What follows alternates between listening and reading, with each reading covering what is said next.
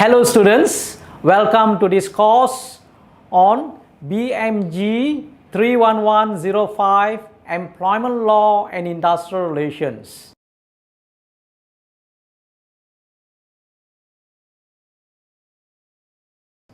This is Unit 5, and in this unit we will be learning about the basic principles in termination of employment. Now in this session, I'm going to cover some of the types of terminations in employment that you will be learning in this course. Termination is one of the most difficult tasks for any manager, and it is often due to poor employee selection and poor performance management.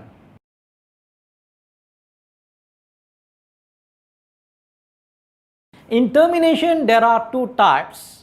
One is called voluntary termination, and it is often initiated by the employee due to retirement, when the employee reaches the retirement age, and due to resignation, when the employee wants to leave the organization by giving the required notice as per the contract of employment.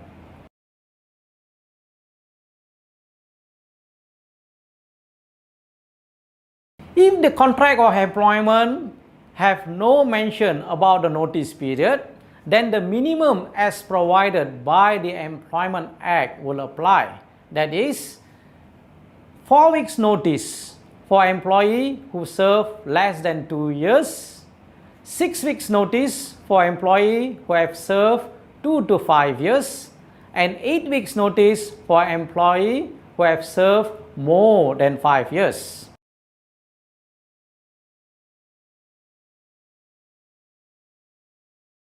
Now, besides voluntary termination, there is also involuntary termination that is often initiated by the employer, and this is often due to breach of contract, poor performance, misconduct, and also due to repudiation of contract.